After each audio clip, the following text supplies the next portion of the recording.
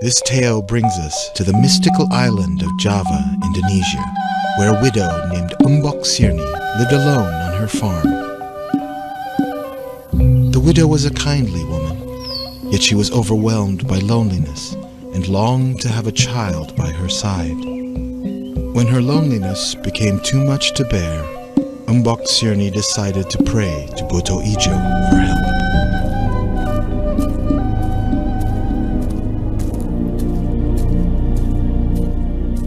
Buto Ijo was a monstrous ogre who lived on the outskirts of the village and was known to occasionally grant wishes to people.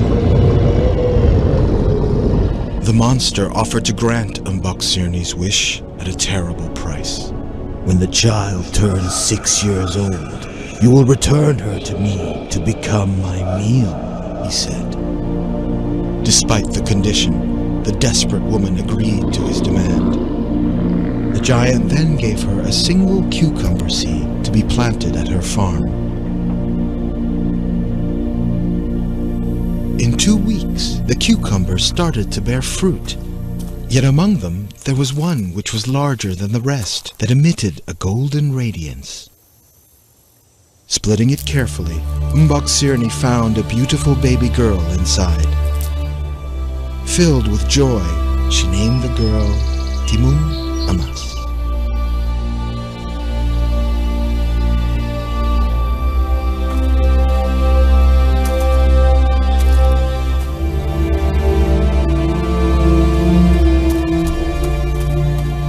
Alas, she had come to love her daughter over the years, and couldn't bear to lose Timun Mas, and yet she would never be able to stand up to the powerful ogre.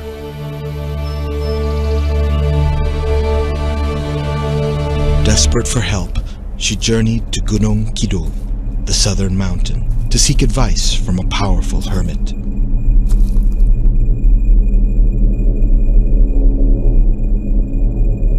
After hearing her plight, the hermit presented Umbok Sirni with 4 small pouches. "Give these to Timun Mas," the hermit told her. "They will help your daughter against the monster."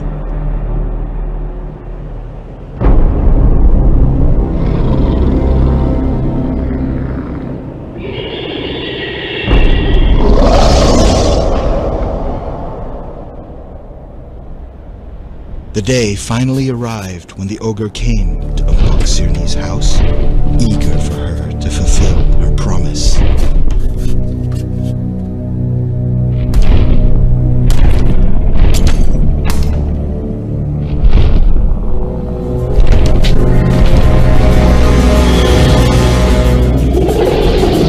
Where is my meal?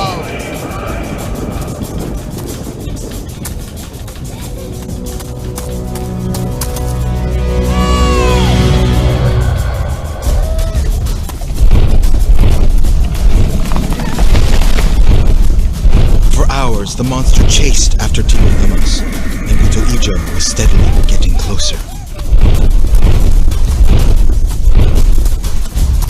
Remembering her mother's advice, she threw the first of the pouches, a bag of cucumber seeds, at the monster. Vines of cucumbers magically sprang forth from the earth, blocking Buto Ijo's path. The ogre, enticed by the fruit, stopped in his tracks to gorge on them. It wasn't long before he ate them all and resumed his chase. Just as the monster was about to catch up to Timun Mas, she threw the second gift, a small bag of needles, at him.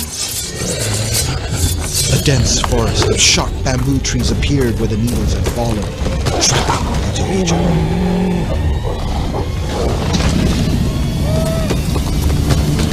The giant ogre eventually burst through the bamboo trees, wounded and enraged.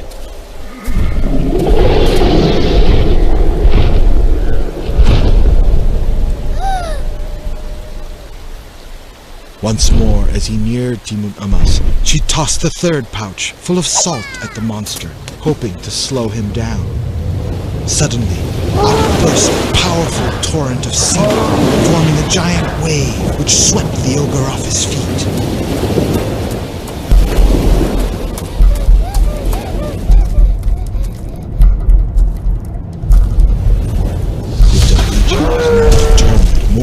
endeavor to catch this little girl who had troubled himself.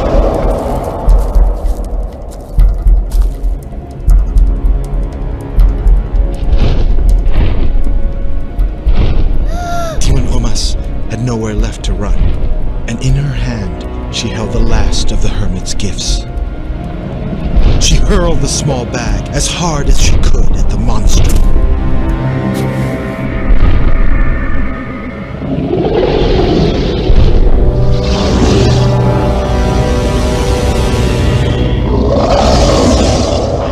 The bag, containing spice, had transformed into a boiling sea of mud, burning Butoijo's skin.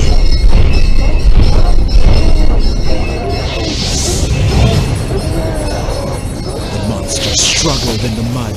He shrieked and howled in pain.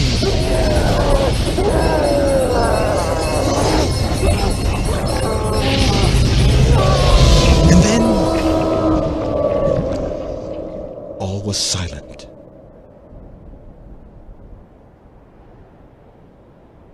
Timun Mas had finally stopped Butoijo once and for all.